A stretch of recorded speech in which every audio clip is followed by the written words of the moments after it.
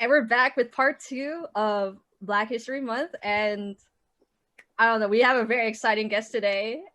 We're back with Elise Gary and then our new VIP for today. So introduce yourself, Amber. Hello, it is me. It is I, the legend, the icon, the revolutionary, Mix Amber St. James. I am a drag queen, icon, activist, show producer, head woman in charge. And I just bebop around, producing shows, creating content, creating spaces for people, and just following wherever the queer ancestors will lead me. Love it. That was wow, that was a really good intro. It's like, okay, I need to take notes for my future. Woo! Woo, it's a lot. That's a lot. Wow, you do a lot. Thank you. I'm sorry, like this is like the part of me that just has to admit some of the things I just never been really exposed to. I'm like underneath a rock, and then it's like, oh, I really need to have this person on my show. Like, I have mentioned Miss Amber St. James at least 3 times. You did. And it's just like I don't need a concert, but then my brain, my hand, and my phone don't always connect. So it's like, see, I even held it upside down. That's how. Hello. That's okay. It happens to the best of us. Okay, and we do love good old free promo. So thank you for that. Free promo. Also, like we're gonna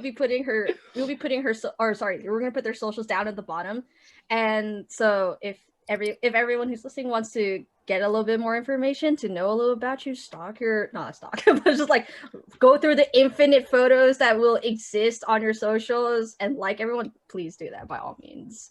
Please do. I need love. Okay. I'm a drag queen. I'm very self-absorbed. I love to see likes coming through my phone. It's it's a serotonin thing. So just help me with my serotonin situation. We're not gonna call it a problem yet because I'm not addicted. Just yet. I love how you had like no shame when you said very self-absorbed. This has not even been 2 minutes into the podcast and I already am wheezing. I miss you so much. I just want to say I miss you too. I miss you too. I mean, since you two know each other and since I don't know the full story about how the two of you met, how did the two of you meet anyways to begin with? Well, I'm gonna let Minnie take that one because my memory is what? Trash, and I say it all the time because it always is. Woo! Wow. Okay. Well, I just finished school at San Diego State, and when I, as a transfer student, and I came into San Diego State, completely lost. I moved out of my parents' house for the first time and went to a new school, and I was like, what do I do? Who do I meet? And I went to the Pride Center and I was like, oh, this is cool. It's a lot of white people. And then I saw Miss Amber there. And then she was like, Hunty, you should come to our club that we have. It's called Black Queer Space. Take a flyer, come through. And I was like, I'm seen. Okay. Like, I know there's a lot of, I know that like I'm in this space with queer people and that's my jam. That's who we are. But to be seen by someone who is you, and it's like, I know that there's these other people here, but like right here. Like honey. we see each other. Yeah, like yeah. We get the gig. Yes, that was how we met. From my perspective, girl, I was sitting up in my workplace. I was bebopping along on my little keyboard, doing my little work, or sending an email, or doing a Google Doc. I really don't know. I don't know what the hell I did there. Except make change. But I was bebopping along, and I saw this gorgeous Black person walk up in the space, and I was like, oh, wait a minute.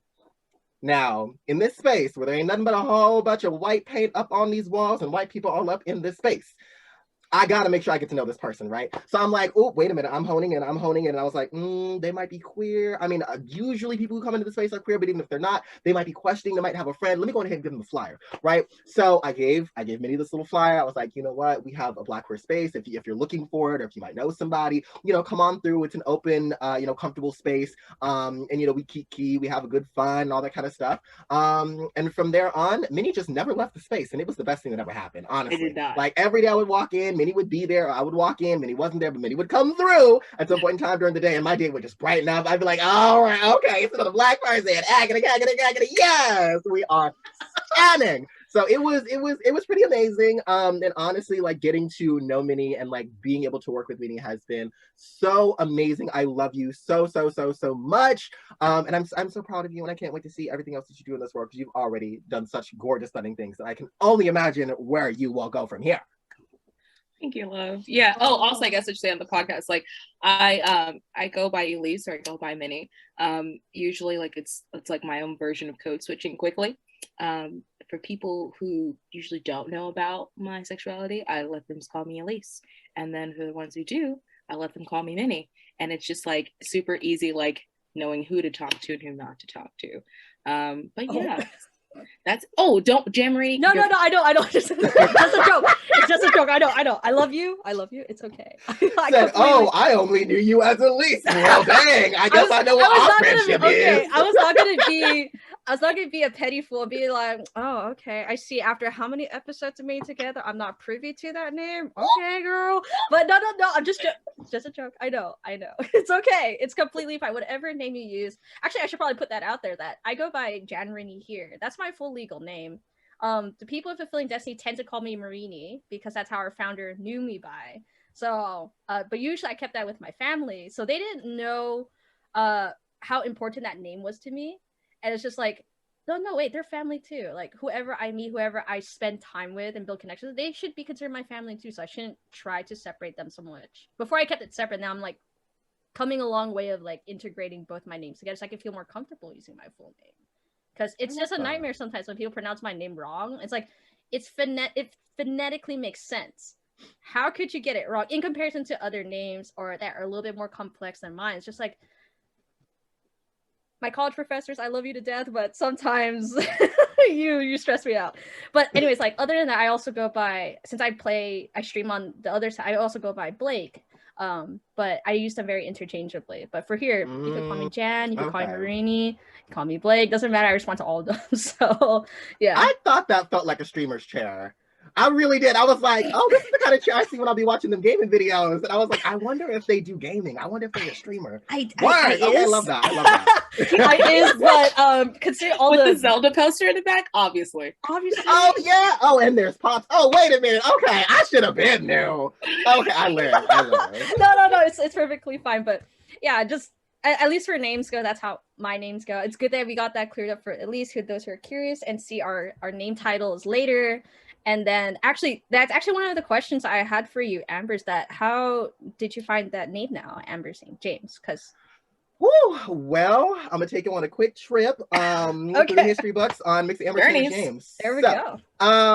Basically, I came to this name for multiple different reasons. So I had been dibbling and dabbling in the drags, not doing it well. You know, I used to look very busted, didn't know how to do makeup, so I didn't do makeup, didn't have money for wigs, so I made them out of yarn, as did I make the rest of my clothing out of yarn. Yarn? It was not cute.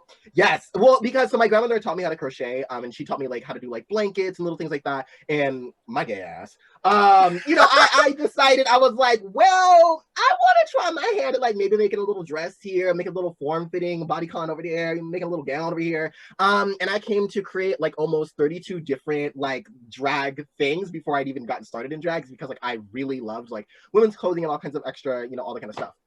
So it is like my senior year of high school. I've dibbled and dabbled in the drags just a little bit, not doing it well. And our teacher was like, oh, well, we want you, to do, like, we know that you're all smart, because it was my AP environmental science class. And our teacher's like, oh, I know you're all smart, but I want to know more about who you are as students, because so often, like, because you're all in these AP classes, all you'll ever talk to is like, you're just a smart student, and that's it. You have no identity outside of that.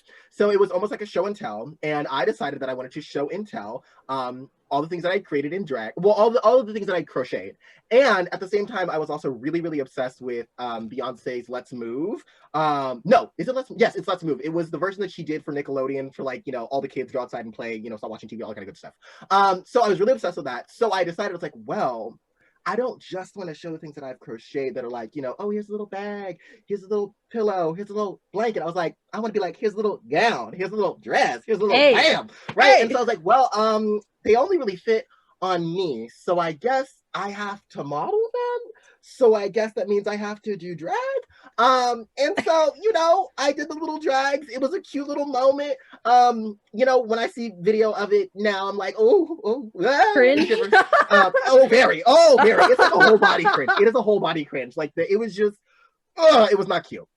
But fast forward, I get into college, it's my freshman year, and here comes this drag stuff again. And there's like all these poses for a drag show coming up. And so I go to it, it's cute, it's fun. I was like, you know what? I want to try this again. I want to do this the right way, right? Mm-hmm. So after going to like one show, I then went to the Pride Center, similar to as most queer folks do, trying to look for some old queer stuff. So I walk into the Pride Center, you know, I befriend one of the performers from the night before, and I was like, oh my God, you're so stunning, you're so iconic, you were so great. Like I would love to, I would love to know more about like what y'all do and like, other things that, other performances and stuff like that. So we create a bond and a friendship. She soon becomes my drag mother, and eventually I get into my first real like performance competition situation, and they're like, well, you need a name. And I was like, well, back in my high school days when I was a messy little girl, I had a YouTube channel, a very different old YouTube channel that has since been deleted, where I would talk a lot of mess about a lot of my fellow students that were getting on my god dang nerves. And I had a character on there with the name of Amber, who was like my younger sister, who would like always be annoying and always in my face. And so I was like, well, I guess I already have a character, so we'll just call her Amber. And I was like, well, let's Amber, we'll go with James, since that's like my real last name. And then I was like, well, that's not enough. Amber James, just like, there's not enough happening there. Like, that's boring. I don't want to be a boring girl. I want to be, pizzazz, do something. And so I was like, well, ooh, Saint. Ooh, that's sickening. That's very old school drag. Like, that's the kind of girl that walks up in the room and you're like, oh, I want to know who she is. So I decided to be Amber St. James, and a little behind the scenes tea, in the history of Amber. Originally, because of having the middle name Saint, I also was supposed to be like British. So I like had a British accent and everything for maybe the first few months of like really doing drag, and then I eventually dropped it because I was like, girl, this is too much. This is too much. I was about to say, like, can we get a teaser of this? It wasn't her cup of tea. It wasn't her cup of tea. It was just not what I thought it was going to be. So I decided that I could not do the British accent anymore. It just was not something that really came very, very easily to me. So I just decided that I was not going to do it anymore. Oh, that was quite lovely then. Oh wow, absolutely stunning, beautiful, gorgeous. Wow, so that's a really long, and it's actually pretty brief. It's a lot more briefer than I expected, honestly. I mean, the longer version is longer. So wait, because I've only really known drag because of RuPaul's Drag Race. I only got to, I don't know, maybe season 5 with a friend and I, with a bottle of wine and a lot of Korean barbecue while we watched. I love that. But so is it drag mothers give you names, or you have to come up with your name first? It all differs. Some drag mothers will give their drag children their names. Sometimes you'll have your own name before you even have a drag mother or drag parents or anything like that. For me, before, like, she was my drag mother, but it was in a more informal sense. She didn't like become my official drag mother until I had kind of started my own house. And when people would ask me, oh, like, do you have a drag mother? Like, she's the person I would say is my drag mother. And so then she owned that, and she walked in that, and she's like, all right, I will formally be your drag mother. Not that she wasn't already, but we didn't make it like formal. It's like, oh, mom, I'm doing a gig. It'd be like, oh, hey, Lucy, I'm doing da-da-da-da, I need your help. Or, oh, hey, Lucy, can you come do this show with me, da-da-da-da. Now it's like, oh, my mother, like, my mom, hello. Oh, actually, I just want to make this really quick because I'm curious. How old are you again, Amber? I am 25. Wow, I had to think about that. That's fun. We're the same age. Lord. Oh, we are? Oh, we are. Word. Wait, when's your birthday? December 13th, 1995. Does that make me older? Yes, it does. I'm the oldest one here. That's okay. No. Okay. No, it's a-okay. But then, like, when I look at you, you're beautiful, absolutely, and I see your makeup, I was like, can I even do that right now? It's like you fully can. Oh, you fully. I mean, well, I could, but like if I were to do it right now on cam, it's gonna be a mess. Like, I need multiple hands to just even keep my eye open when I do what I will say. I've gotten into beginning to like upload my makeup process because now that I have a very iconographic, whatever, it's iconic. But like, because I have a very recognizable like makeup routine and face and like way that I do it, a lot of people ask me, I decided I was like, well, maybe I'll just like start uploading when I like do my makeup, like do like a time lapse, or I'll do the like little TikTok things, because people tend to want to know, and I'm always very like, I don't see why. Like, it's, I mean, yes, I get it, like, it's different, it's cute, it's like it's everything. really stunning. But you could definitely do it. It took me a very long time to learn how to do makeup. I did not wear a makeup face for maybe the first 2 to 3 years of doing drag. I did not know how to do makeup, so I did not do it. So and you then just when went I bareface. would have people who weren't Black doing it, so I would show up like a ghost, and that just really was not the tea. So then I was forced to have to learn how to do my own makeup, and I was like, wait a minute, I can't be out here looking like Flashback Mary James Charles. This is not the mood, this is not the gig, this is not the moment. Wow. Okay. Well, since we're bringing up makeup, actually, how long did it take from you to do your routine, right? From like the beginning of your drag journey up until now. Like, how long would it take you to put your face on, the costumes, the dresses, and I everything? would say before, when I first started, it would take me somewhere around like 4 hours to get into drag. Mostly because like I didn't really know what I was doing. I would always be keying. I wouldn't really be like focused on the time. So it was more of like feeling out the vibe and just like vibing out, very that, right? But then as I began to become booked and busy and like have a schedule, I had to make that much quicker because I'm usually always running late. So I'm always like having to usually block out about maybe two hours now is where I can kind of get stuff done within 2 hours. If I've prepped it the day before, like I've already chosen out my costume, I already know what makeup I'm going to do, or I already know what wig I'm going to do. Oh, Jesus, excuse me, sorry, that was a burp. Yeah. Now it only takes me 2 hours because I prep beforehand. For instance, like today's look, I knew going to sleep yesterday, I was like, oh, I want to do something like rainbow-esque, but I don't want it to be like my like typical rainbow eye. I know what kind of wig I want to do. Still was trying to figure out what kind of look, but I knew what kind of vibe I wanted to give. So it only took me maybe about an hour and a half today. And this is a different makeup than I usually do. Well, to a degree with the eye. It is a different technique. No team of shade, but maybe you can teach that to Kimora. Oh, okay. Anyways, wait, is there something I'm missing there? It's a Drag Race reference because there was a queen on there who took forever. Yeah. First of all, Kimora, absolutely stunning, beautiful, gorgeous. The gowns, gorgeous gowns.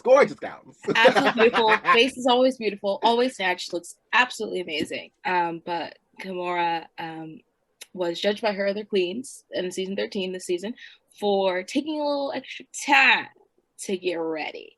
Oh, okay. She said it normally takes about 4 hours to get ready.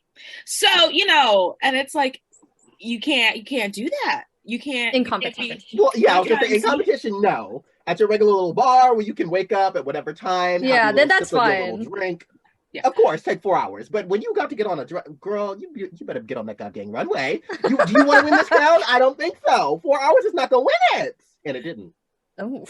Oh well, spoiler. It didn't. Oh, it's on the sushi. No, it's okay. It's okay. Because I haven't watched it yet. Episode 8. If you haven't, that happened like episode 1. If we're on episode 8 now. If you didn't know that, I got seasons to catch up there, love. So it's gonna take me. Okay, well, I guess we're now talking. So it's honestly, it's fine. It's fine. It'll take me a while, and I won't remember it. Maybe. Yeah, but Miss Amber getting ready and doing time lapses is very like Monet Exchange vibes. Or Monique Hart, definitely that. Definitely love those. I mean, I take a lot of inspiration from a lot of the girls. Like, I remember when Monet started doing a lot of like urban streetwear and like making it really fashionable, and I immediately was like, oh my god, like I would love to get into that kind of realm because one, it's so much easier on my pocketbook. Like to buy like, Forever 21 and like sparkle it up or style it a certain kind of way and make it look cute.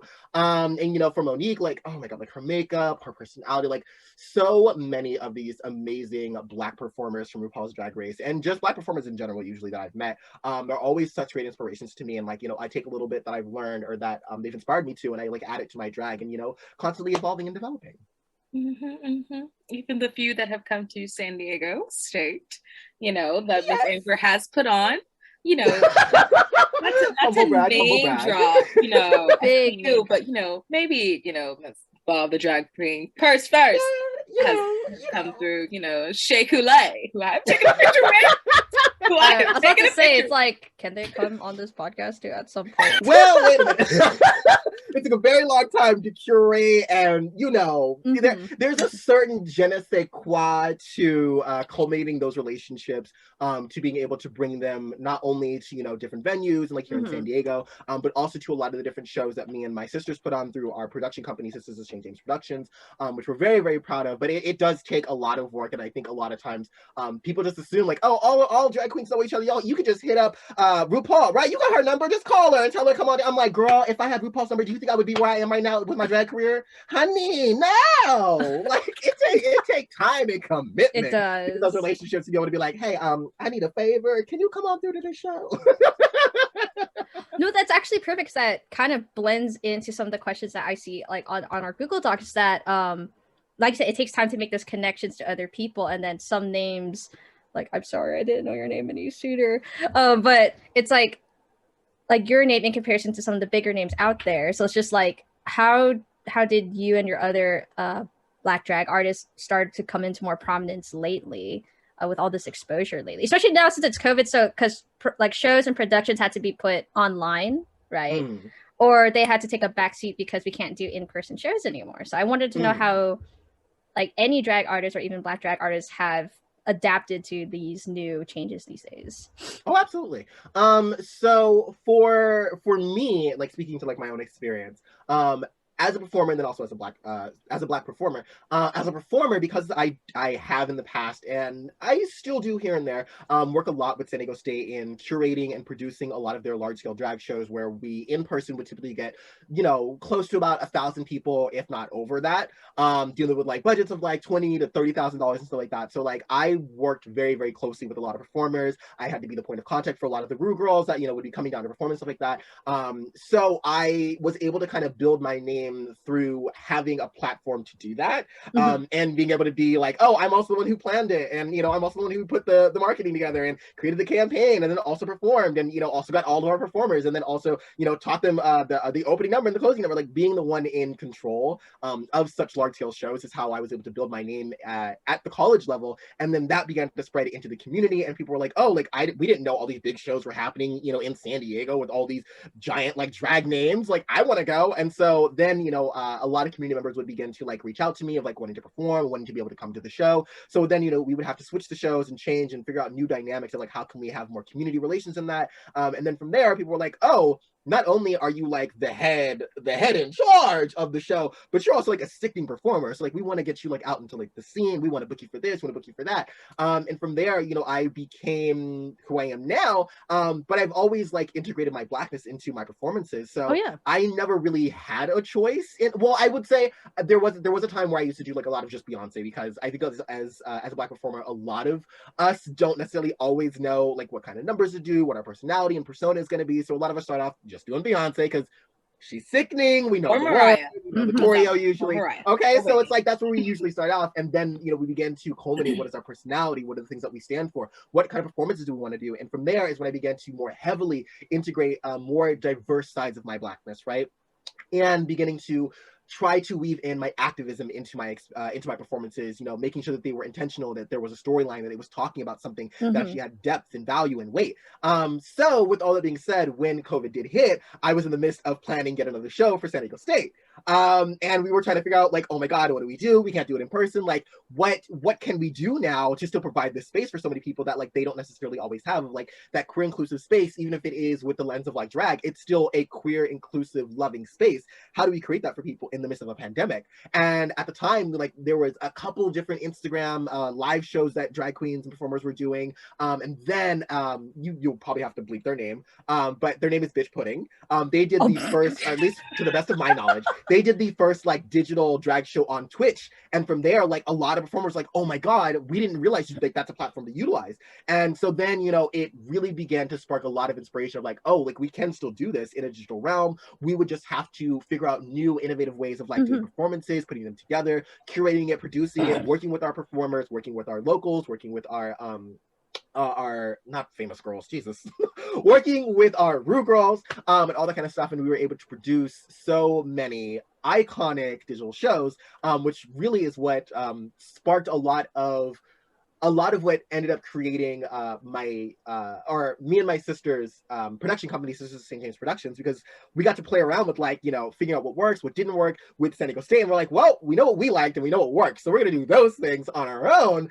So we're consistently being able to produce content, because when working with the university, you only have so many shows. And we wanted to be able to also produce content for our local like scene here in San Diego, because there weren't a lot of shows, and a lot of girls weren't able to figure out, but a lot of them, they hadn't gotten to that place of like, oh, we can produce our own shows. It was still like, oh, well, I'll show up to this girl's show who like lives in Long Beach or who lives in Las Vegas and stuff like that, in a digital sense. And so, you know, we wanted to be able to produce like San Diego content for San Diego, because so many performers and people who usually come out and watch our shows, they had nothing to watch anymore. It was like, oh, everything's either paid or I don't know all these other performers that exist in this world. So like, what am I gonna do?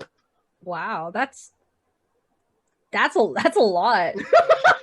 No, honestly, like just as a content creator, not just for this podcast, just but for my own stuff, is that you always have to put out content, because there's gonna be someone out there who's gonna need it. Like whatever, like whatever niche it is, it's just like, but it takes a lot of time, it takes a lot of energy, especially for like a one-person team, or if you have a team of yourself, like you and the rest of the girls out there, for just pumping out content.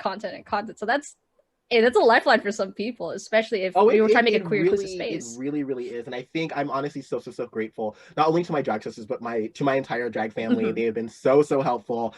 They are always helping me behind the scenes, both on in-person shows and now that we have digital shows, with our digital shows as well. I like, knowing me and knowing my ADHD and my love of having control, I'm sure I could have forced myself to produce a bunch of shows by myself, but I'm glad that I don't have to. I'm glad that I have a support system that is always there, and we have such great feedback from all of our followers and all our different fan bases that really enjoy our shows and love what we stand for and love what we produce, because we do it for the love of drag, because we're just performers who love to produce. We love to create content for people to enjoy, to have that escapism, to connect to something that they may not, you know, necessarily always see in their everyday life. We are just trying to make a difference, and drag is our way.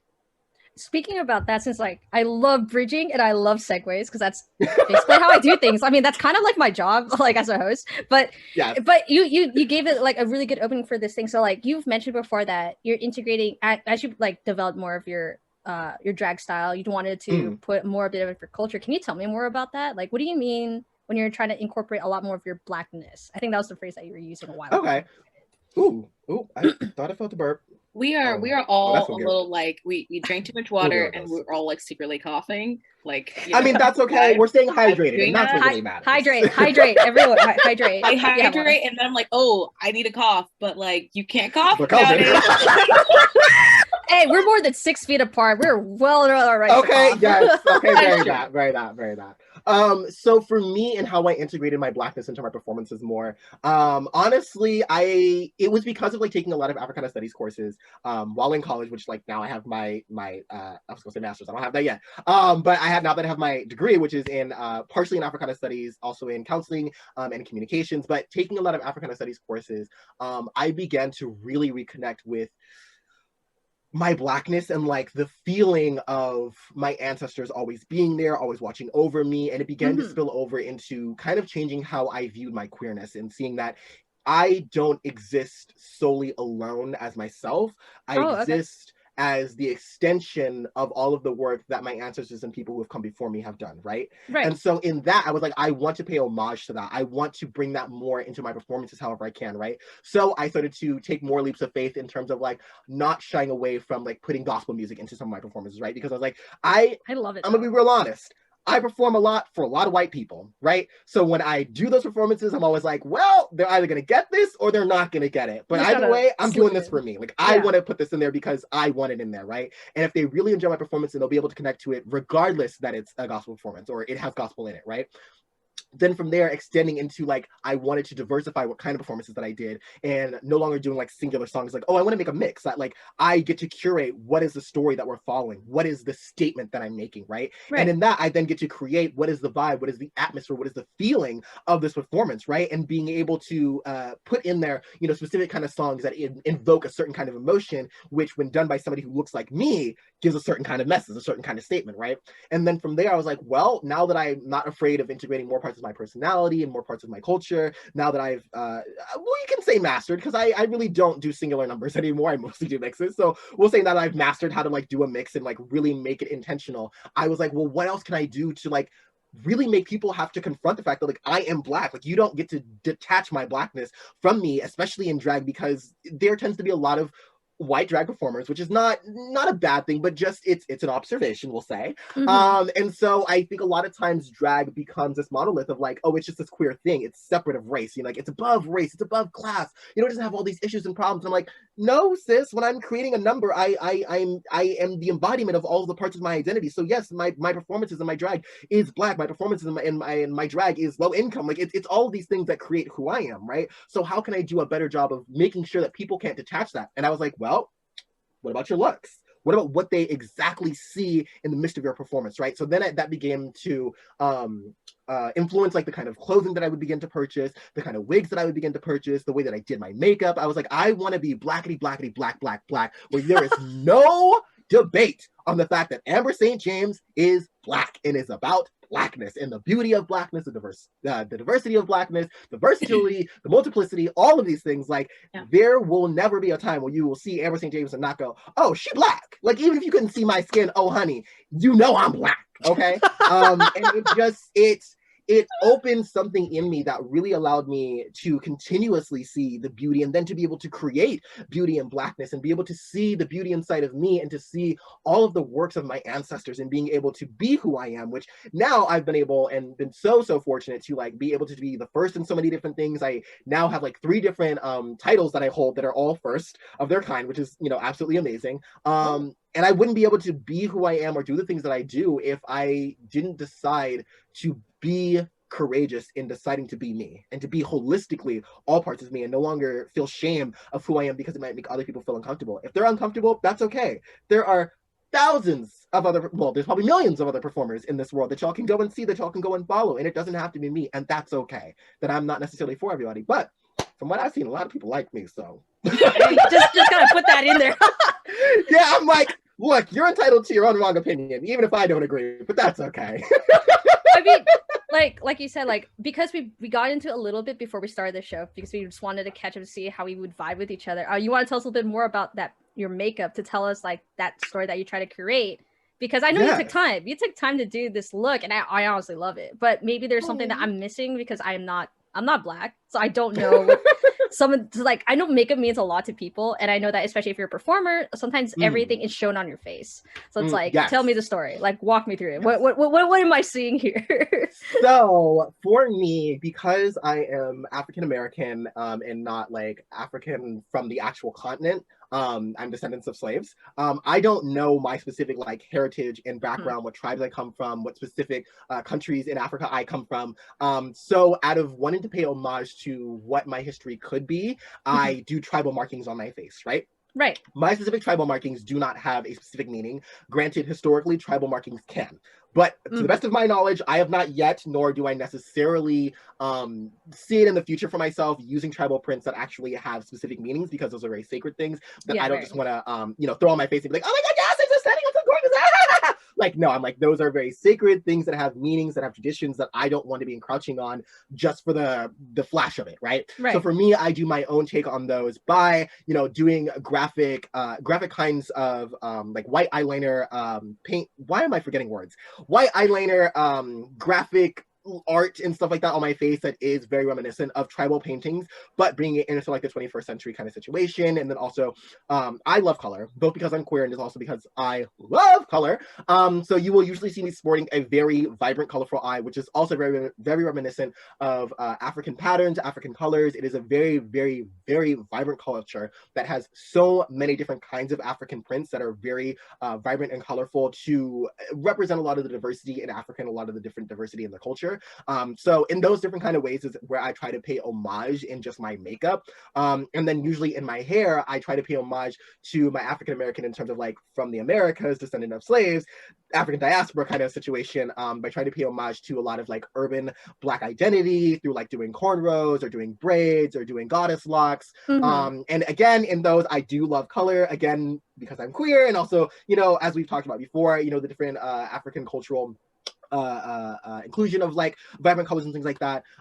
So, you know, in all of these different small ways, I try to be as Black as I can be, even in the intricate things where people won't know. They'll just be like, oh my God, she had such a pretty, makeup on. And I'll be like, yeah, thank you. And then for the people that like, no, they're like, oh, girl, Wakanda forever. Yeah, I see what you're doing there. And I'll be like, see, you get it. You get the secondary story that I'm also telling for the people who don't necessarily see it. It's like, if you know, you know type of thing. Yeah, if you know, you know. And if you don't know, then you're just like, oh my God, your makeup is so like different. It's so like eclectic. It's so like foreign. I love it. And that works too in the midst of a bar with Sue-Ann. Thank you, Sue-Ann.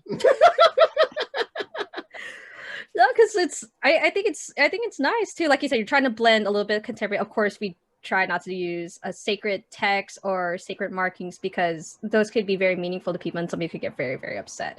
But yes. But I love the way that it looks. Like, it just looks really nice. I don't know. I just I love makeup too. I would actually scroll through like, yes, this is like my throwaway to like Bugs Beauty, Michelle Phan, like my Asian makeup artist, and I'm just like looking. Yes! It's just like I want to do all that. Just money. Like, yes, they did like the dollar store makeup routines and all that, but I'm just like, wow, when you really take the time, it really just look really fleshed out and really pretty.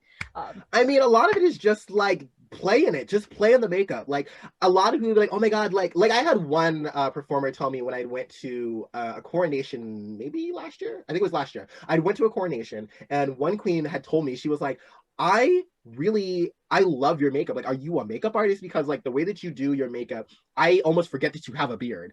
And I know that she meant that as a compliment, and I did take it as a compliment. Granted, I was like, I am a bearded queen, so I don't know what you're saying there. But for me, I was like, wow, like people see me as a makeup artist when just a few years ago, I did not know how to do makeup, like, at all. I didn't understand the products. I didn't understand the tools, the equipment. I had no idea. But because I played in the makeup and just, felt it out and was like, oh, well, I like this shape, or, oh, I like these colors. Like, now I have an actual, yeah, like I have a branded face now, right? So I encourage people, if they want to get involved in makeup or learn how to do makeup, just start playing in it, right? Play in the stuff that's like not expensive, because you don't want to be buying a really expensive palette that you like, crumbling and playing in that, yeah. But just start playing in it and figuring out what works for you. And then you will eventually get to that place where you can be just like all these amazing makeup artists that, people love and are like, oh my God, I want to do this. Like, I want to do that. Look, y'all can do just the same thing. You just got to start playing. Well, I mean,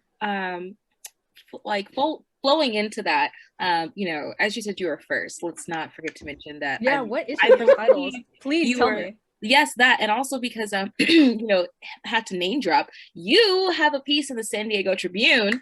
Yeah, I did. You do. So, first of all, like, tell us about what your titles are, and then also, like, you touched on being a bearded queen, which we can see, but for our listeners who don't see that, you are a bearded queen. And so, like, how would you say, because like you talked about like gender blending and and like blending all of that. So how would you say like that type of drag influences your drag and other drags? Because for those of you who don't watch Drag Race, you're not going to see a bearded queen. Yeah, not really. You're not. Oh yeah. Also, like, that's my follow-up question that I wanted to ask. It's like, why a bearded queen? And then because like Elise said, is that not everyone does it. And then like from the ones I've seen in shows, they shave or like do like behind the scenes, like preparing for shows, you would see them shaving. They'll usually shave to get ready. To get ready, or like clean up. Get clocked by Michelle Visage if she sees your 5 o'clock shadows. Yeah. Girl, I'm gonna walk up in there with a 30 o'clock shadow and be like, girl, let's see you clocking. It's here. There's no way not to clock it. Yeah, like I'm just curious too, because it's just like, well, it's like, wonder, yes, that was a train of thought in my head. It's like, what, like, I wonder how it would look like if you didn't have that. But that's just that's just a thought that I have, not that you ever have to. No, you're fine. So so there's a lot of questions here, so we'll get into them. First, titles, gender blending, and then tell me the story about the beard. Of course. So to go through the titles, I currently hold 4. Yes, I hold 4 titles right now. My first one is the 2019 California Regional Bearded Queen runner-up. I'm the first here in California. It was a full Bearded Queen pageant that was being done by the National Bearded Queen system, I believe. I could be misnaming that because there's been some changes and all kinds of things that have happened since then. But that was actually my very first, that was my very first pageant in the San Diego drag scene. I have done countless like other competitions and things at San Diego State and like won some titles there. But in terms of like nationally recognized. Then after that, I then ran for MX San Diego Pride 2019, which was the first time they were ever doing a MX title, which is a gender neutral title. So usually during Pride, they'll have a couple different titles that queer folks out in the scene can run for, just to be like representatives of their community. So they're usually a Mr., a Mrs., a Ms., and then they in 2019, the first time ever, they did an MX for gender neutral people, non-binary people, because they hadn't really been represented. I'd had a couple of friends that reach out to me and they're like, oh, you should definitely run for this. I was like, I don't know, like I'm shy, I don't know if I'm ready to do all that. And they're like, no, you really should. And I was like, okay, I guess. And so I did it. I won. Nice. So I made history as the first ever MX San Diego Pride in 2019. And to we boot, as a Black. now I'm also, I was gonna say, and to boot, I'm also now Black history because the first ever one is also Black. So hey, yo, let's go. Then later in that same year, the International Imperial Court System, which is where I have the MX San Diego Pride title through, which to make it simpler, basically the International Imperial Court System is like, think Queen Elizabeth, but like queer people. It is actually, I believe, the longest running queer organization in existence. And it has like ladies, lords, chancellors, kings, queens, dukes, all that kind of stuff. Like it is very Queen Elizabeth in that kind of matter. Like that's what I mean. So I ran for the international title because they had their first ever MX International one. And again, people were like, well, you have the one here in San Diego, so what's stopping you from like getting the international? I was like, well, wait a minute now, that's a little too much. Are y'all sure? Like this is like an international, like there's gonna be like some heavy hitters out there probably. There's gonna be some like sickening people like running for these things. So it's like, this is an international title. I went, I ran, I won again.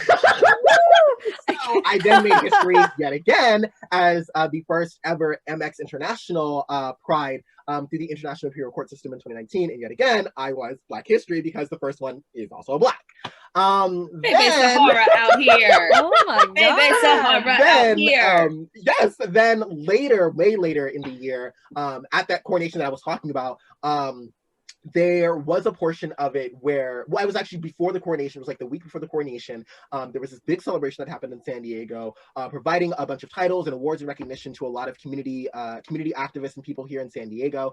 And I was not aware that I was one of those people that was going to be getting a title, but I was crowned I have it written down because I want to make sure that I say this correctly because it's a lot of words, but it is a lifetime title that I like will forever have for like the rest of my life, which is pretty sickening and cool. That is awesome.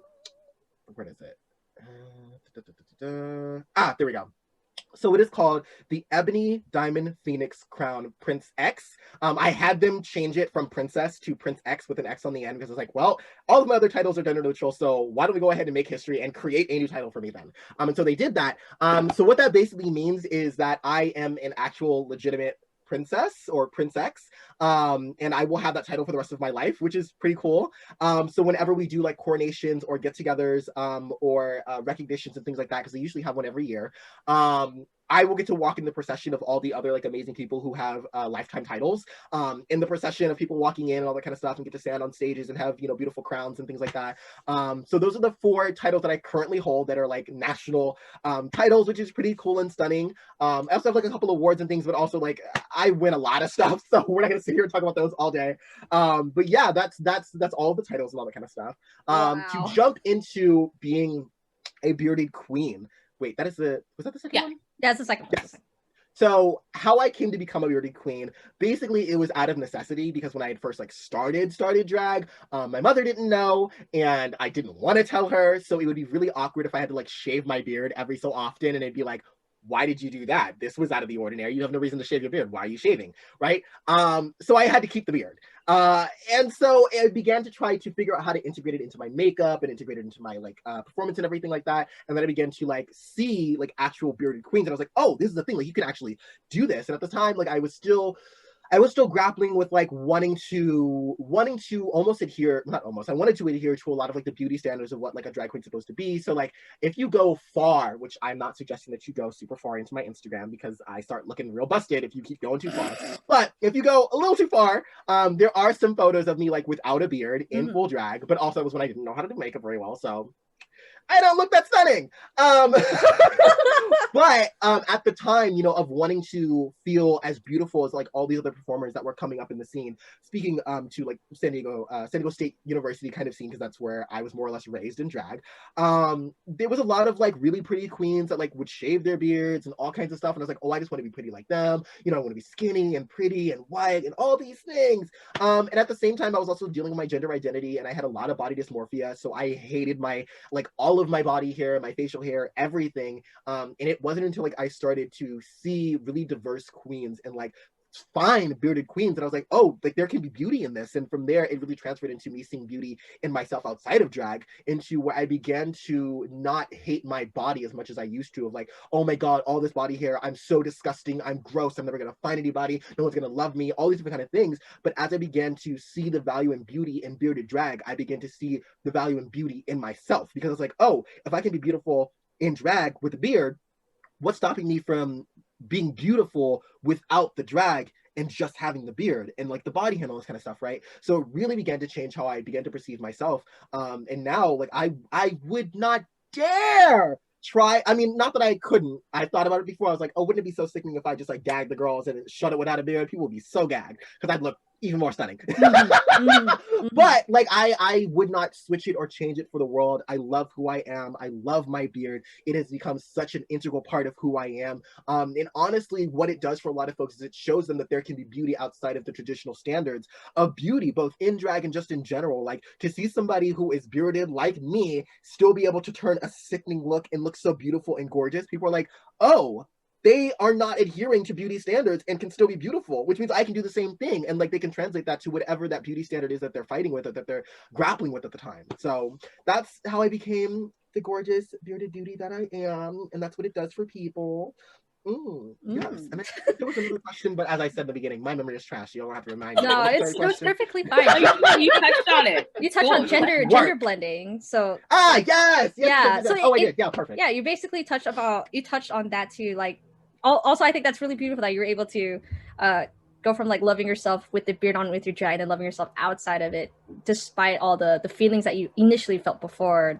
You didn't like yourself, body dysphoria, because we love ourselves more, but it's real rough out here. It do be real rough. Actually, when I take gorgeous photos, oh honey, you cannot get me off my screen. I will take a photo and I will be looking at that photo for straight 10 minutes. Literally, I have caught myself full blown sitting in my bed, scrolling through old photos of myself, just screaming, just being like, oh my God, who told me I could be this beautiful?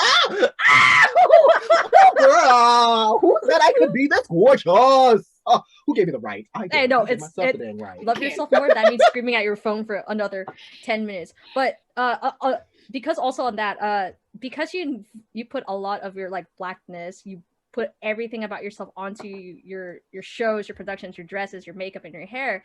Will we see more of that in the drag community as time progresses? Absolutely. I think that a lot of performers, because a lot of performers of color have been able to so beautifully integrate their culture into their drag, so many people are being able to see that like drag is not just it's not what it used to be. It's not just like, oh, you're gonna go see a man in a dress and he's like gonna be funny, da da da. It's like, no, drag is so expansive and can do so many different things. Like drag is no longer just for entertainment. Like drag is a movement and has become so much more than just like, oh, watching somebody perform on stage. And I love to see it because I see so many more people being fearless in choosing to integrate their culture into their drag, right? And to integrate so many different kinds of facets of their culture into their drag. And it's so beautiful to watch. Oh, wow. I can't wait. I need to watch more shows, honestly, because that's what I'm missing out on. I mean, look, we have a show. We got one right here, but yes. Also, like speaking like about culture, and I know this is like something that it's always been touched on the news, and I know that we see these a lot of times in headlines. How can people or allies of the community for drag and for the Black community as well? How can we help, right? Give people more exposure without getting involve too much in cultural appropriation, because we see that a lot. Some other artists would appropriate some Black culture or from and it's done wrong, done poorly, or like it's well intended but they missed the mark, stuff like that. Like, how can we be better allies for you, especially me, since I'm not Black, I'm Asian. I was like, how can I be better supporters for people like you, or for other artists like you in the community? I think the best way that people can do that is by listening and asking, right? Listening, asking, doing the research. Like, those are probably, if I had to boil it down to 3 things, those would be the 3 things: asking, listening, and doing your research. Like, if you ask those communities, how can I better be an ally to you, right? For some folks, like, they will answer because, you know, they are in that mindset, and they are in a space to be able to navigate and converse with somebody on, like, here's what I need from you, here's how you can better support me, right? When they're not, just listen, right? What are these communities already saying that they need support with, right? What are they already saying are the best ways to engage with them in their culture, right? And when that doesn't work, do research. Like, Google is a thing, right? There's been tons of people who've come before me and before all of us, right, who have already spoke on so many different things, have already written so many different things, that it's like there's so much content out there for people to absorb, to learn about how to be better allies to these communities, that it's like, look, if you try it, if all else fails, ask Google, and I'm sure they'll find a Black person who of their own accord decided to upload those resources and that information, so you didn't have to ask and annoy some random Black person that you just met, or one of your Black friends that's already going through enough stuff just being Black in America. Like, that is probably the best way that people could support. And selfishly, people could also, like, financially support, you know, all of us performers, you know, whether that be in our shows that we're doing, making sure that you are, like, sharing flyers, showing up to shows, tipping the performers, right? You know, and not just during Black History, or not just when we're performing, but like when you think back on a memory and like, oh God, that was such a good memory. Oh my God, I'm so grateful that they taught me that. Tip them too. Okay? Like, so many different ways that people can support. Like, there are so many different ways that people can support that isn't just what we're typically told. Like, for me, like, because people ask me this a lot, especially as a performer who is branded as an activist, you know, people are consistently asking me, like, oh, how can I better support you and the work that you do? And I'm like, by showing up when I have a show, or showing out to the, like, in-person shows or digital shows, or making sure that you're telling other people about me, or that you're recommending me to, like, other events, other programs, to do trainings. Like, keep me in your mouth, keep me relevant, okay? Keep me booked, keep me busy, keep me financially stable, right? Like, there's so many different ways that people can diversify what they see as supporting the community. And, you know, I don't want people to feel like, oh, there's only this one way. And I also don't want people to forget, like, education is a big part of that. Like, when I don't have to teach you something because you didn't taught it to yourself, that makes my job 10 times easier, because that's work that I don't have to put into, like, doing that teaching work that I could be doing the actual work. Yeah, that's great. I mean, well, I know you said something that you don't have to do, teaching, but I'm going to ask you a teaching question anyways. Yeah. That's okay, because I'm here willingly to teach. Well, you know, as I am a Black person, and the few times that I've had Black history taught in school, and it is you get a little booklet, and that little booklet is going to show you the really, really, really, really, really Black people who've made it. If you made it. Yeah. So you're going to see your Tiger Woods, your Arthur Ashe, your Madam C.J. Walker, your Serena Williams, your George Washington Carver. And so you see all these names, and then, you're like, wait, yeah, that fits my Black identity, but like an intersectionality, that doesn't fit my queer identity.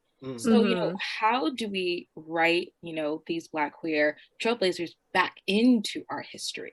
Because like I said, we know all those other names. Like, how many people know about Alec Baldwin? How many people know about Marsha P. Johnson?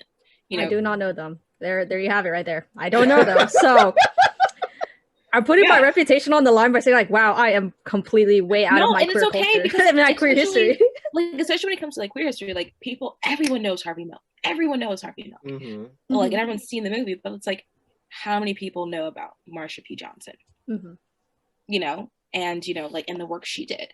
And so it's things like that where it's like, how do we write that back in, That is such a good question. And I think, and I want to say, because there was I don't remember what show I was watching. It might have been Trevor Noah. I don't know. Also, he's super cute. But I was watching something, and they had made the point that was like, basically, if we stopped constricting Black history to only being taught in February, that this could solve a lot of issues, right? Because we would have, it would be more integrated into just the teaching of history, right? And in that, with having more time and it being more consistent, we could be able to talk about more diverse facets of Black people and Blackness as an identity, right? To where there wouldn't be like, oh, well, there was also a trans woman who threw a brick. All right, end of February. Like, no, like if we were actually talking about Black history in conjunction with white history that we are forced, mandated to learn, right? If we integrated it into those things, then we wouldn't have to be like, oh, well, we can only choose these number of Black people to always talk about to the end of time. Like, we could actually open it up to being able to diversify the kinds of Black people that we're learning about, right? Not to mention also not trying to separate out people's identities and being like, oh, well, during this month, we're only going to teach this. During this month, we're only going to teach this. I'm like, if y'all just taught history as history is, intersectionality, or no, intersectionally, we wouldn't have all these issues, right? There wouldn't be all this like, oh, well, I don't feel represented. To be like, well, we're actually today we're gonna be talking about Black people, white people, Latinx people, API people, queer people. Like, we're talking just about history as it's evolving, because history wasn't just happening to a few people. Like, history was happening to all of us, right? Yeah, that was actually something that I thought about too. Like, having history separate in blocks of months. Like I said, there's Black History Month, there's Pride, there's Women's Month, Hispanic Heritage Month, all of those months. And then some of those months of the year, kids are not in school. Although, like, even the public school system, like high school, middle school, elementary, some of those months don't apply to the learning, so they would never get exposed to that chance unless you're at the college level. Then you have summer classes and winter classes, racist professors, constant debt, and education occasionally. Well, no, but like stuff like that. It's like you said, it just feels strange a little bit, and it's just like, oh, they have this whole month. And I know I heard people complain, like in my classes or my courses, where it's like, why do we have to dedicate a month to just these individuals? And that you could take that question in a lot of different ways. You could take it as like, well, why can't you just be happy for them that they have something to really open up their history? And then at the other hand, it's just like, well, they're forgetting other things as well. Like I said, you could take it in a whole different you could take that question in different ways, and depending on how you see it, I could see it in those ways too. It's like, well, you have a month for your community, that's great, but then what else is happening at the same time that we're also forgetting? And like I said, we're trying to put queer folk back into the history books like that, but like I said, we do need to put history just as history is told it. Like, if it's happening here in America, what's happening here in this X country at the same time? What is their issues? Fully. And I think what it boils down to is really, it's deconstructing the systems that we've created for what education is supposed to look like, right? Like, we wouldn't have to have all of these singled out, like, oh, this month for this, this month for this, this month for this, if there wasn't so much of like, oh, well, the history that we're all forced to learn is so monolithic and white that everybody else has to get their own month. It's like, if it was just an inclusion at the beginning state of it, there wouldn't need to be, oh, well, we forgot to talk about y'all, so we'll talk about y'all in May, or oh, we forgot to talk about y'all, we'll talk about y'all in October, right? Like, there wouldn't need to be all this segregated months out if it was just integrated from the beginning, which I think is what so many people confuse it for. And they're like, oh, well, no, like, you agree as well, like, there shouldn't be a Black History Month. It's like, no, I'm not saying that there shouldn't be. I'm saying that there's a problem in the fact that there's a problem in the educational system in the fact that because of how our history is taught and our education is taught, that there is a necessity that there needs to be a month because y'all are not talked about enough, right? It's like, if we talked about everybody, then there wouldn't be a need for us to talk about them over here because we forgot about them in the main storyline, right? Right. Integrate us into the main storyline. We are not no side. Like, it was a quote that I've seen. I don't know where I've seen it, but it's just like, it was a conversation. I think it was a conversation between a white individual and a Black individual. It was like, why do you have a Black History Month? It's like, or how come we don't have a White History Month? And I say we just in the context of what I've read. And it's just like, just be glad that you didn't need to have a month dedicated to you, because like you said, everyone else has either been written in the history books in the perspective at the time by white historians. And then, it's just the fact that we have one means that we're not talked about enough. But the fact that if people feel like the majority of the people, like white individuals who feel a little intimidated or very intimidated by just having Black culture for February. It's just like, just be glad that you never had to struggle to even be seen, right? You need to be seen, and not that we had to settle for being to be seen. Yeah, we don't need to settle for a month. You are what's on TV. You are the main situation. Like, there's no problem that we ain't gonna see y'all. We see too much of y'all. Okay, we don't see a whole lot of everybody else. Yeah, it's just like it's like share the spotlight. Like, please, yes, it's a month, but it doesn't need to be just this month. It could be every day, 365 days a year till the end of time, as we know it, before our planet blows up by an asteroid or something. But that or climate change. It's happening. Yes, it is. Yeah, Texas. Yeah, Texas was freezing. Now it's 80 degrees. Now it's I'm sweating. Like, if that isn't climate change, please tell me what is. Mm-hmm. Tell me. Yes, but I mean, I definitely can second that and agree with that, because just thinking the three of us here in this little space right here, we've had the privilege, we've been blessed enough to go to school and to just first of all to complete up to high school, because in some places you can't do that. Yeah. And then we were even more blessed by being able to go to college and then get a higher education degree.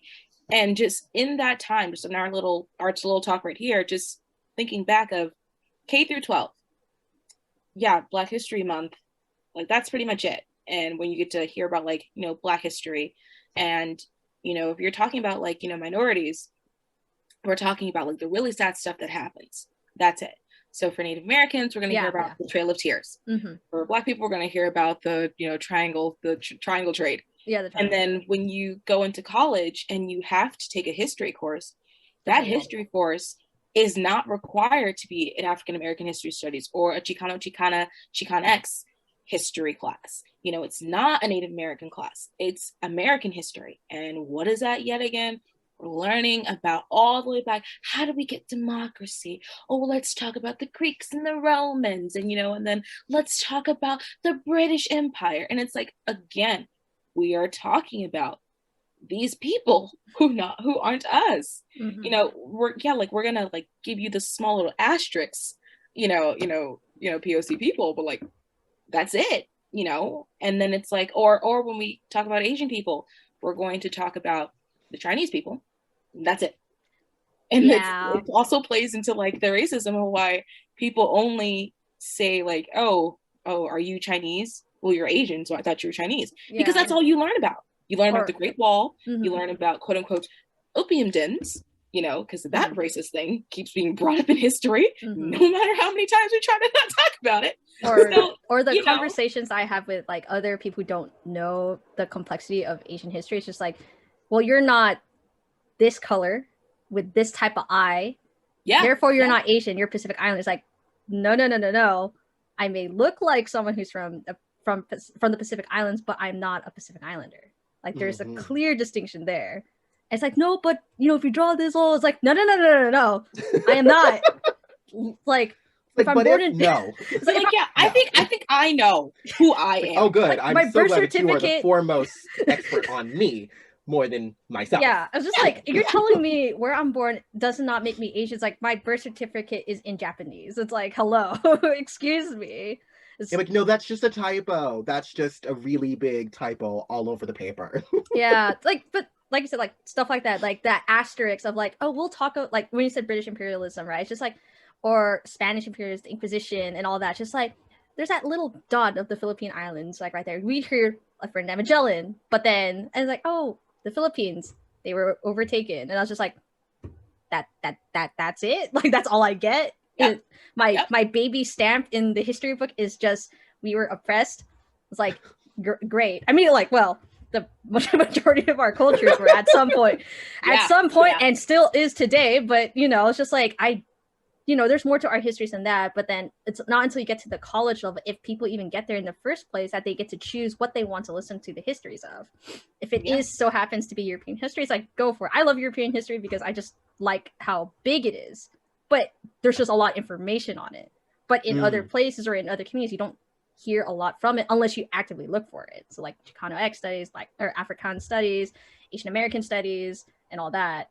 Obviously, there's a lot of information. I just need to look. But it's not readily available. It's not accessible. It's not accessible unless you get there or you're at that education level to even go there unless you have like regular access to a library, which we can't do that as much anymore. We can actually, we can. Where we can. Library? So I don't know if it's going to be the same in San Diego since I'm in LA, but like I rent books from the library, and what you can do is, and they're having pickups. So you put in the book you want, and they put in a little brown bag attached with your slip, all the information, and it's sitting right there for you. You just pick the time and slot, and you go. I love it. I have 3 books that I'm now reading, and it's helping me get off my phone. So, you know, support your library and read some history about some people. You know, that's super important. And then, like, I guess, like, for that to segue back into our topic, because we're talking about barriers, and we're talking about, you know, things that have happened to our people in our history. But, you know, what's also important is there are a lot of barriers for Black drag queens. And for Black drag artists, and I'm saying artists meaning Black drag queens, Black drag kings, and also non-binary drag people as well. And so, like, what are some of them? You know, aside from colorism and racism, but you know, I mean, that's what we just talked about. I think what I will say is because there's such an inundation of white performers or performers that are not people of color, right? It creates this vacuum where you start to feel like you have to be the one, or where there's only enough space for one, right? And you begin to either internalize this, or the people that are like booking folks or the promoters and all that kind of stuff, they begin to internalize this. So then you get cast where there's like, oh, 1 or 2 Black girls. And that's it, right? Because they're like, oh, well, you know, we don't want to have too many of y'all because we need, you know, 5 of these other girls that are all going to be doing Ariana Grande numbers. And, you know, the crowd really wants to see that. They don't necessarily want to see you doing Missy Elliott, or they don't necessarily want to see you doing Erykah Badu, right? And so I think that becomes a really big barrier in terms of like the everyday performance part of being a Black drag performer. In the off part of that, in the world of like digital drag and everything like that, I think what is really rough is trying to make a name for yourself and trying to get noticed, because a lot of like the big like drag accounts that like share a lot of performers that like really help a lot of people like grow their followings and stuff like that, they tend to be white owned, or they tend to mostly have white performers on them, right? Like they mostly will feature white girls because that's what they typically see, that's what's on their feed, right? So it becomes very hard to become part of that curated feed without feeling like you have to force yourself to start to look that certain way, right? Or become that marketable, palatable drag performer, right?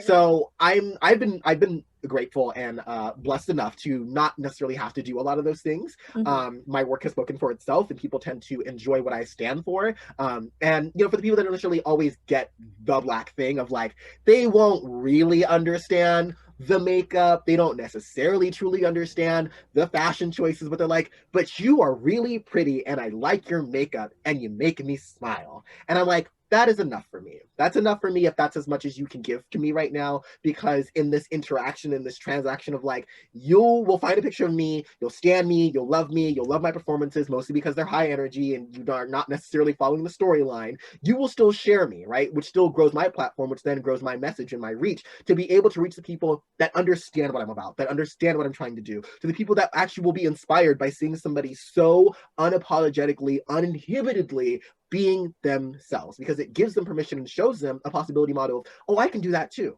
right? So there are barriers to being a Black drag performer, but I feel like in my life, I've been able to confront those barriers and try to create an alternative route, try to create something different, right? So in the realm of like getting booked for performances and stuff like that, girl, if I'm the one who's producing the show, I don't have to worry about getting booked, right? I also don't have to worry about internalizing this, oh, there can only be one Black girl. Vis-a-vis, back in February, well, last year, well, I guess now it's technically 2 years, since we just spent about a year in quarantine, which is very weird to think about right now.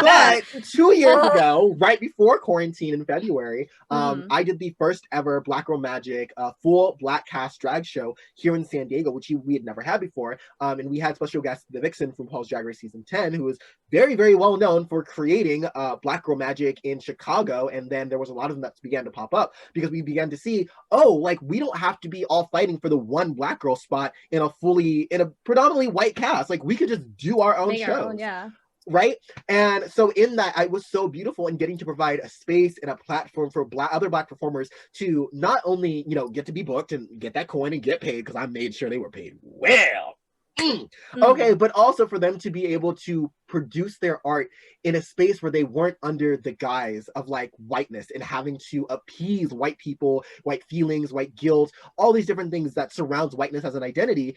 They didn't have to navigate with, they didn't have to negotiate with in that space, because it was predominantly white, it was predominantly Black people in that audience, and it was Black people performing for Black people. It was so beautiful. And I remember I almost cried. The reason why I didn't, because like I had really good makeup and I didn't want to ruin it, because I was about to cry like literally right before we started the whole show. So I was like, if I cry now, the makeup is ruined. But I remember almost crying, just taking in being in that space and having been able to create it. Right. And now, because of having done that, and because of the kind of performer that I am, the kind of shows that I produce, the kind of things that I stand for, I'm more or less now branded as like the Black queen in San Diego, like the revolutionary, the activist. And I'm like, it's both a good thing and a bad thing. Like I have many different sides to me. Like there's a goofy part to me. There's very nerdy parts to me. Like there's very, you know, there's so many different parts to me than just Amber, the activist who's gonna like do the Black thing. Yeah. Like I can be her, but I can also just be like Amber, who like wants to do a super goofy number about Fortnite or something. Like I can be, there are multiple parts to me, right? So I think that's one of the other things that is kind of a barrier to being a Black performer, is that once you become a specific kind of identity in Blackness, that's all anybody ever wants to see from you. And that's all they ever do see of you. Like I cannot tell you the amount of people that when they need me, it's only when there's an activist thing that's needed, right? It's only when they're like, oh, I'm having this moral dilemma and races is at play, I need your help. Like during a lot of the like being protests and demonstrations. Right, yes, typecast. Like during so many of the demonstrations, things that were happening during the summer, I cannot tell you how many performers in the San Diego drag scene hit me up asking me more, which I'm also like, it's a give and a take, right? Like it's a double-ended. That's wrong word. Double-edged sword. There we go. I was about to say a whole wait a minute. Wait a minute. Hold on. Not double-ended. Sorry. Hold on. Double-edged sword. Sorry. Because in the same breath that I'm like, I'm very glad that people know that they can come to me as a resource, I'm also like, are you almost tokenizing me though, right? Like, was there not other people that you could have asked? Was there not so many, like, was there not Google that you could have, done some research on? Because like, yes, I want to be there as a support, but also let's take a moment and recognize that I am also a Black person who was going through the same thing that you were going through, not as a Black person, and you are trying to ask me what you should be doing. Where in that do I get the space to process my own emotions, right? Where in that do I get the space to exist through this, or try to survive through all of that is happening, right? So it's a double-edged sword. Jesus. Wow. I had to stop myself from saying some, but it's okay. It's a double-edged sword, but honestly, this is part of the task. This is part of what I to myself agreed to when I decided to walk this path and become this kind of performer and stand for something. Is I myself, not saying that every performer takes the same situation and path and that you should be doing this to every performer, because everybody's different. But for me, like, this was something that I did to myself agree to, of like, all right, if you're gonna be this activist icon, be that activist icon. Like, make sure that you're creating boundaries for yourself, creating space for yourself to refill yourself, because it can get very, very tiring to always have to be there for people, or not have to, but to always be willingly ready to be there for people when they need it, or need that education, or need that that shoulder to cry on, or someone to unpack with about things that they're not necessarily comfortable talking to other people about. Yeah, that's especially what happened a lot with last year. I could imagine, since that's an experience that I would probably never feel in any part of my life. But I really hope that you did at least took some time to process those emotions that you've had too, because I did. Performance, honestly. Like, in the same breath that I was tired, I was also very, very grateful, because look, it kept me very booked and busy. When you're branded as an activist queen and the entire world is burning and activists are at the forefront of causing revolution and change, honey, you get booked and busy. So I was able to very much process through a lot of that through my performance, of the kind of performances that I would do and the kind of numbers that I would then begin to produce, which is how I then was able to work again with the Vixen, and being asked to be in 2 of her Black Girl Magic shows that she was doing digitally. And it was so great. Like, I'm so grateful that I have that space in this art form to be able to process some of my emotions and be able to work through a lot of the stuff that I go through on an everyday basis, just being Black and alive. Yeah, because like you said, being an activist, first and foremost, you got to put yourself out there first, and then people rely on you for those things, because you might be that 1% that fits another stranger's identity somewhere in the middle of San Diego, and they look to you. And then, like, you can imagine that it could be disheartening if you don't do activism as often as you do, or you take the time for whatever personal reasons that you could potentially do it for. But if they don't see, then they would be left hanging. And as you like said, it's a double-edged sword. You don't want to leave them hanging. You want their voices to be seen, or you want to speak for them in a space where they can't be, when they're not able to, for whatever XYZ reason it Absolutely. Is. But all that, the draining, it can be very draining, and I can imagine. But for you, okay, you're busy and you put work into your work. If I were to do it, I'm just like, I'd be drained. I'll be like, I need to take a 6-month hiatus. It's very tiring. One show, 6-month hiatus. What are we, Frank Ocean? We're gonna album every 3 years. I mean, for maybe about a month, I did take a little bit of a break, which is so funny because nobody was able to know, because I had pre-batched a lot of content of photos to post and okay. So you had a backlog. So nobody knew that I took about a month off from like actively doing drag and like getting into drag right after our holiday show that we did, Nutcrackers, through Sisters of St. James Productions. Like the month after that, I did not get into drag at all. And it felt amazing not to get out of bed, to just sleep all day, not to be concerned or worried about like, oh, I need to do this look, or oh, I need to do this show, or oh, I need to do this number. I did not do anything, but nobody knew. Content. Oh, fully. And because I also, and this is, I guess, a humble brag, but because I am booked a lot for a lot of things, not only a lot of things in the public eye, but also a lot of like personal things where people like, oh, come perform at this, or come do this, come do that, right? I had a lot of content where when people would ask me to like, oh, would you like to be a part of this, this performance or the show, whatever, I could still be a part of it and not have to do a whole new number, because I had so many numbers backed up that I was like, oh, I'll just do one that nobody has seen in like a good minute, or one where it was only uploaded to Instagram and like only like 5 people saw it or something like that, which, I mean, we know that's not accurate. Because you're a little famous, like not a humble brag, but like a straight up brag, like, well, I'm a little bit famous, like, tell your followers to smack this button. We're getting to fame. We're just gonna hope it don't go to my head, which I know that it won't, because I've made sure I surrounded myself with people that will keep me humble. If it goes to your head and it's bigger than that afro, we will pull you down from that. I don't know if I want to pull her down though, because I think it looks great. It's a great look on her. Why not? Yes. I'm just saying, because like if someone has to be self-absorbed, I don't want it to be me. I want it to be you. I'll do it for all of us. I'll take all the hot air. I'll do it. Like, tell your followers to smack, like, and comment this podcast on Spotify, Apple Podcasts, stuff or like you can find it for a local podcast. Yeah, whatever you can find your local podcast. Share some of that fame with me, because look, once I get it, I'll share it. I'm still working on it. Okay, I am not famous by any means. Okay. Let's not forget. Last year, was it last? Yes, it was last year. It's all like blurred into one. Last year, I remember seeing Miss Amber doing a promotion. You were, wow, like, first of all, you've done so much. So as like a fan and friend, like trying to remember everything that you've done and constantly smashing the like button. Everything is blurred into one. I remember you talking about, like, it was like signing up. It wasn't like a vote thing. It was like making sure you sign up and like you get involved in like this particular program. I cannot remember what it is. Oh, was it the Mutual Artist Fund, I think? I believe so. Mm-hmm. Yes. So the fact that they were like, we want Miss Amber St. James to come up and talk, here are the cameras, we want you, only you, lights, camera, action on you. Let's just talk about, like, that is a huge thing. And I know sometimes you're like, oh, it's okay, but like, I guess. I'll literally clap you right before I was about to do it too. I was like, I guess. Yeah, well, like, no one's asking me to do that. Oh my goodness, what are you talking about? I call you.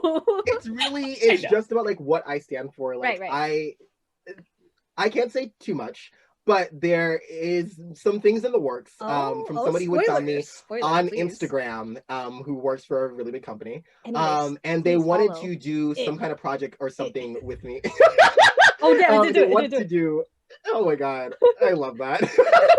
And they want to do like a project with me that would be really, it would be a really big and really great opportunity. And it was after that I was like, oh wow, like people really understand what I stand for, and they put value on it, right? And that's what, which is really sad to say that, like, that's what, you know, that's what helped me really start to try to fight against like that imposter syndrome of like not being able to see, which I know a lot of people are probably like, how do you not see the value in you when like you sit here and you talk about what your value is? Like you clearly understand what it is, so why don't you see it, right? Yeah. But imposter syndrome is very, very strong. But it was after that I was like, wow, like I really am out here doing it. Like you're doing the thing that like I want to do, which is so great.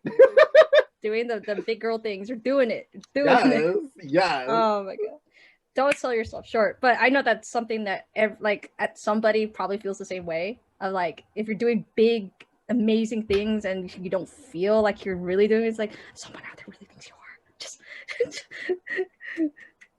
you're doing the thing. Sees it, even when we don't, until we do. Yeah. That's why. Let me see how many followers you have. So you have 3,226 plus me, who believe in you. So yes, and the ones who are like lurking around, because lurkers are the big supporters for digital content producers out there. The ones who lurk, who are still looking, they may not like everything or may not comment on everything, but the ones who are still looking and looking forward to your stuff, those are the people who are also looking forward to all your works. But I think we covered everything. We could do like a post-show talk after this, but I just wanted to let everybody know that for the closing, it's just like everyone who made this happen, especially it's Elise. Elise made this happen because she did this on my behalf, because I'm a very Akko Taco. Like, I'm a legit Akko Taco when it comes to like networking. I'm working on it. I'm trying to work on it. 2021 goals is me working on networking so I could get diverse cast out here, and especially for today. Yes, not just for Black History Month, but for other shows and for other reasons that's not just tied to just race, you know. But thank you so much, Amber, for joining us. Of course. Thank you for having me. This was a good old little time. This was sickening. I had so much fun. I just want to say, like, because we always do this, we do our last soapboxes for the episode. Do you want to go first, Amber, since you are sure today? What's your last soapbox? What exactly is the soapbox? Whatever you want. Whatever your closing thoughts. Yeah. What is your soapbox? Oh, okay. Work. Okay, I love that. Oh, work. Great. I love it. I would say my last closing thing, and it's something that I say a lot, it's actually the motto of my drag family in our house, is you are enough and I see you. And this goes out to like everyone, like, the world will tell us that we're not enough. So we have to be willing to look in that mirror every morning and tell ourselves that we are enough and that we see ourselves. We can see the work that we're doing. We can see the value in us. We can see that we are valued and we are worthy of love, that we see ourselves and that we are enough. Oof. That's chills. I love it. I have thoughts on that after, but I'll go last since I'm the host. I get to take the hot seat this time. My show. I get to be self-absorbed for the last bit. Yes, take it. Love it. All right, love it. Elise, Minnie, whichever you prefer. You know, my soapbox is what I said last episode. Research it, Google it, YouTube it, look it up. If you're curious to find it, you know, look it up and research it. And then if you do feel uncomfortable researching it and you do feel like you want to ask someone who is a POC, you know, who is a part of the LGBT community, or sometimes the intersectionality, like the trio here, you know, just ask, but ask in a proper way. Just say, hey, I'm curious about this. If you don't mind, I would like to get your insight. Mm-hmm. If you come at it like that, we are more than willing to be a part and to answer those questions for you. But you also have to understand that if we don't feel comfortable, that's okay, you know? And so that's valid.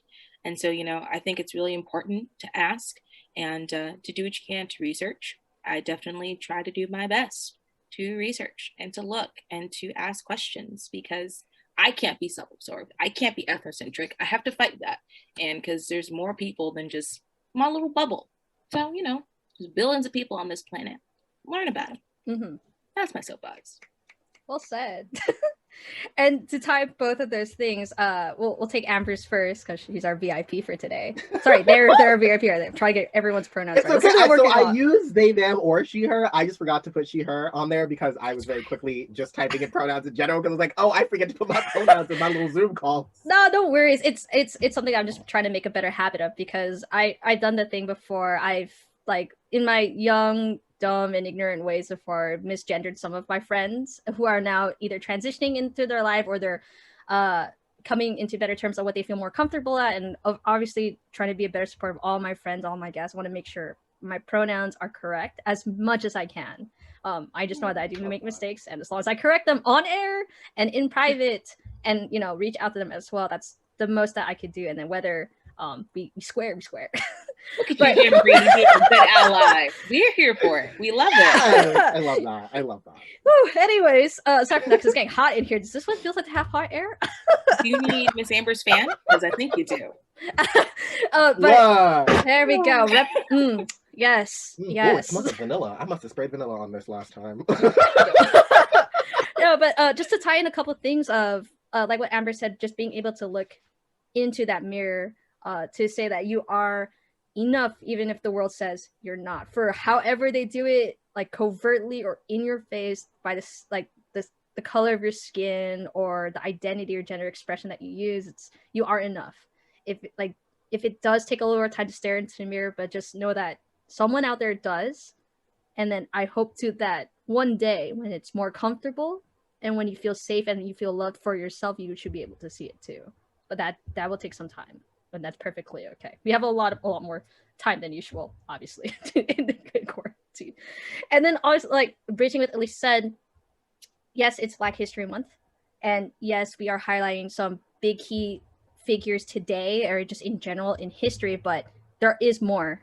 There are more unsung heroes that never got their names put on papers or in history books, or not highlighting PowerPoints and pretty slides in talks around the world.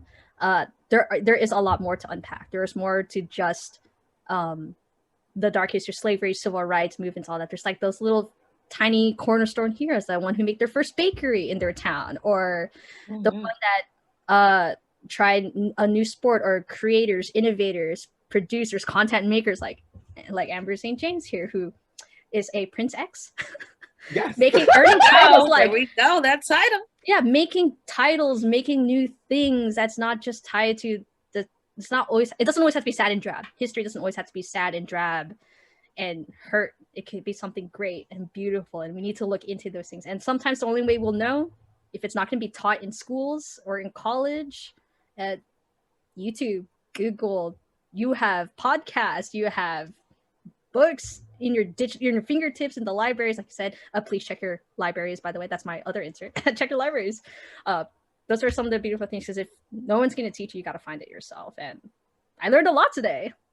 I learned a lot today because I was able to get connected with these two individuals who teach me a lot more about their history, and then I get to be a little bit more comfortable in mine, because at some point I'm going to have to confront some of those things too further down the line, once we get to Asian American History Month or Pacific Islander Month, or just in the general. I probably already filled that up, so sorry. Please don't dox me for that later.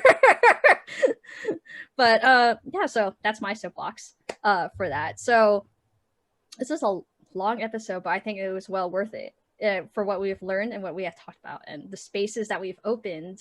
And I really do hope that whoever's listening to this, our viewers or fans, or someone who's just coming in to take a quick peek, that we love all of our sisters, our brothers from all different creeds, from all different parts of the world, because I think indomitably that's the best thing about being human. We care, and we should continue caring despite all the barriers that we have in between us, even in this godforsaken pandemic. Yes. Our sisters, our brothers, our non-binary folk, we love you. We're here for you. And you are seen. You are seen. Yes. Very important. Yeah. All This right. is a good Kiki, y'all. This was good. This is good. Okay. This was good. Off air, you're gonna have to explain to me some of these words because I do not know what they mean. Okay. But we'll get there. We'll get there in the post. It just means a talk, a convo, a gossip session. Yes. Talking. More like Yes. it's just talking. Yes. Yes. All right. Well, until the next episode, sometime in March. I still need to find guests. Someone needs to help me. Anyways, until then, I hope everyone has a good rest of their evening, because this is when I post it in the evening, or if it's your mornings, good morning. And that'll be all from us today. So let's go slap our hands together for a slate in 3, 2, 1. In.